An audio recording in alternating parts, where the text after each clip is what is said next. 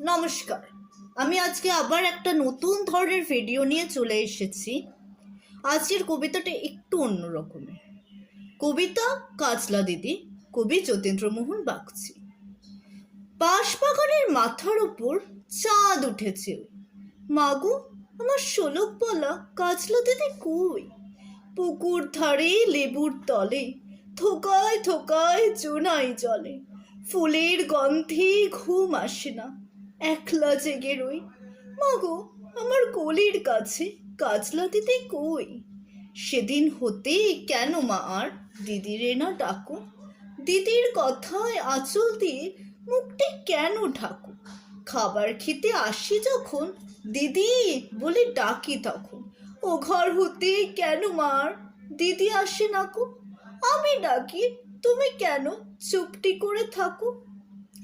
বল মা দিদি কোথায় গেছে, আসবে আবার কবে? কাল যে আমার নতুন ঘরে পুতুল বিয়ে হবে। দিদির মতো ফাঁকি দিয়ে আমিও যদি লুকাই গিয়ে, তখন তুমি একলা ঘরে কেমন করে রবে? আমিও নাই দিদিও নাই, কেমন মজা হবে? ভুই চাপাতে ভরে গেছে শিউলি গাছের তল, মারাসনি মা পুকুর থেকে আনবি যখন জল। ডালিম গাছের ফাঁকি ফাঁকি বুলবুলিটি লুকিয়ে থাকে, উড়িয়ে তুমি দিও না মা ছিঁড়তে গিয়ে ফল। দিদি এসে শুনবে যখন বলবে কি মা বল?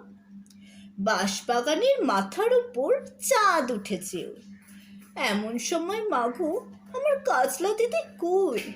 পুকুর ধারে লেবুর পাড়ে ছিচি ডাকে ঝোপে ঝাড়ে, ফুলের গন্ধে ঘুম আসে না, তাইতে জেগে রই। রাত্রি হলে মাগো আমার কাজলা দিদি কই? আমি যেভাবে এই কবিতাটা আবৃত্তি করলাম, সেটা যদি আপনাদের ভালো লেগে থাকে তো প্লিজ আমার ভিডিওটিকে লাইক করবেন এবং শেয়ার করবেন এবং আমাকে এভাবে মোটিভেট করবেন। নমস্কার।